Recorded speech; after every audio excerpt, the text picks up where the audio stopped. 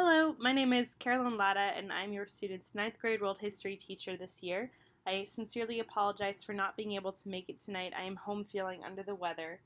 On the screen, you can see my picture in case you see me around campus. You can also see my email, which is clatta@tncs.org, in case you have any questions throughout the year.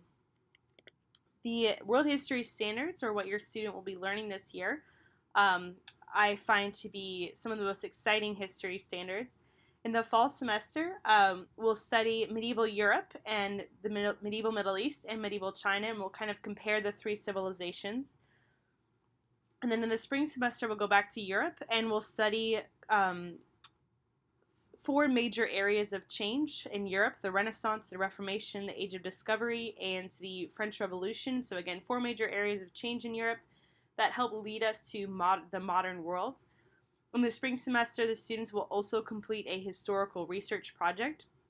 And what Ms. Good and I have done for several years now, and we found it works really well, students will complete the research portion of their project in history class and work on their research skills with me, and they will work on their writing skills with Ms. Good. So once they finish their research part, they will work on their writing part with Ms. Good in English class. And we found that to work really well, and it helps students really practice their skills in a meaningful way. The portals page for our class will be updated weekly. As you can see, this week we're wrapping up life in medieval Europe, not wrapping up life, we're wrapping up the feudal system, and we're starting to look at the role of the medieval Catholic Church by watching a classic documentary called Cathedral by David Macaulay. And the students watched that today while I was homesick. More on our portals page. There's an assignment sheet, and I try to make it only be the current assignment sheet. So if your student ever misses school or loses their binder or assignment sheet, they can always access what they need to do for homework from the portals page. And further down on portals page, I post any links that we watch in class. So the link to the online textbook is on the portals page, and so far the only movie we've watched is the Cathedral movie, and that entire movie is on YouTube, so I've posted the link in case they want to go back and rewatch a scene. And then finally, I've digitized all of our classwork, so usually students will be typing into a document, and I will upload that document on files. All right, and now to the fun stuff. So with ninth grade, I found that a certain type of instruction really works well, and that is multisensory instruction. And this picture is actually of our current seniors and ninth graders, and they are building castles for their Unit 2 project. And multisensory instruction is just instruction that involves multiple senses, so either hearing, sight, smell, touch, or taste. And activities that are multisensory include one or more of those senses. So I've had fun over the last couple of years trying to find multisensory activities for each unit. And here are some examples. Again, these students are from last year's graduating class. Some of them might look familiar. Some of my favorite projects are the Crusades reenactment, the 100 Years' War in less than 10 minutes, and then the Catapults Cross-Curricular Project, which has made an appearance a few times. All right, so I'll explain one of the multisensory activities that I showed you, and this is the 100 Years' War in less than 10 minutes. So the purpose of the lesson is to look at the advantages and disadvantages of the English and French armies, but more important, look at the changes in warfare. The 100 Years' War was actually 116 years, and it was one of the main causes of the fall of feudal system and the changing structure in Europe. Again, a lot of big ideas, but understanding these small things like the different weapons and armor actually helps students understand kind of the major changes. So you can see in this picture, two of my students are leaning down to try to pick up the paper ammunition or the paper arrows, and they have scarves wrapped around them. So I wanted to have them act out this activity, pretending that they were soldiers in the 100 Years' War, and they would technically be French soldiers who fought with heavier armor. And they used the crossbow, which was a lot harder to reload. So that's why the scarves are around them, so it kind of makes them like a little bit heavier and awkward to move, and then they have to kind of take longer to pick up the ammunition. Meanwhile, the English army had lighter armor, and they started using the longbow, which was sort of like a medieval machine gun, and it could shoot very rapidly and quickly.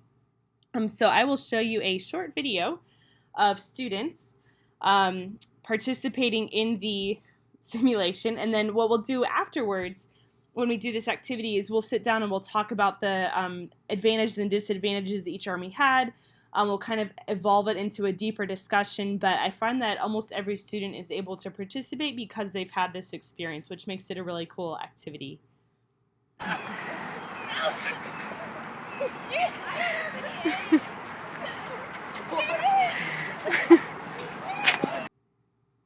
All right, and then I usually cut that video off a little bit early because students just start going crazy with the paper arrows. But again, as I said earlier, students will sit down outside and have a conversation about the advantages that each army had, kind of the ultimate outcome of the war. Then we'll go back inside and do a set of notes that ties this activity into the bigger ideas. Another favorite multisensory activity of mine was like really truly multisensory. The real purpose of the lesson was why Europeans went on crusades, the difficulties that crusaders faced on their journey, including bad maps, and you can actually see in the picture a bad map of Europe. And then the third thing was the items that Europeans brought back from the crusades. So things like compasses, more accurate maps, spices, silks, you name it.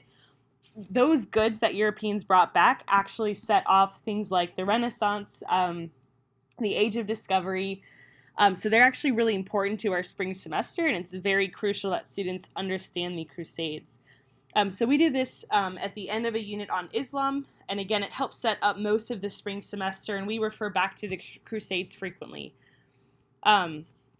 So you can see students are dressed up. We have a king leading the crusade. We have bad maps. They were supposed to find their way to Jerusalem.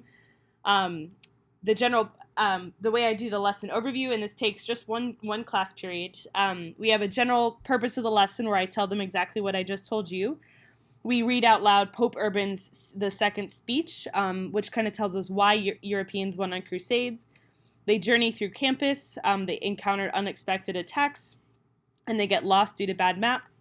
They arrive in Jerusalem, which is usually a building on campus that they're not as familiar with. And when they're there, in years past, I've served mint tea and falafel. But more importantly, they pick up items like the maps and the compasses. I have books that were from the ancient Greeks and Romans. They have silk scarves, spices, and they touch all of these items and bring them back with them to Europe, which is our classroom. Now, I took a gamble on this lesson a few years ago and found an unexpected payoff. Students were not only easily identified the purpose of the lesson during the debrief, but they were able to recall the Crusades well into the semester. Now, occasionally, and the student in the crown was the one who said, "Oh, you mean the falafel activity?" So he remembered the Crusades as the falafel activity, but again, it just shows the power of a multisensory activity. Kind of a third and final fun activity. When we talk about the Age of Enlightenment, we're talking about big ideas, and it's kind of scary for some kids because it's very abstract, but I use this activity to introduce the Age of Enlightenment. They don't need any background knowledge, and students move around the classroom according to their reaction to statements shown on the board. They must be able to justify their position, and they react to statements like, all men are created equal, or all people are created equal, and it's the ideas of the Enlightenment, and they're just having a natural reaction to them. And then at the end of that activity, I asked them what everything was, like all of the statements were about, and this is where I had an aha moment of the year where a student who normally didn't participate, didn't really feel confident on tests, he was the one who spoke up first and said, the Enlightenment's all about people and basic rights and government, and it was a really cool moment to see someone just completely nail the whole idea of the Enlightenment after a one-day activity. So something that I've learned while teaching 9th grade through this style is that every student can learn, and these activities kind of help us reach the deeper level thinking that we're striving for with our assessment style with the level 4s. Thank you again for your patience tonight, and again, if you ever need to reach out to me, my email is clatta@tncs.org, and I again sincerely apologize that I wasn't able to make it tonight.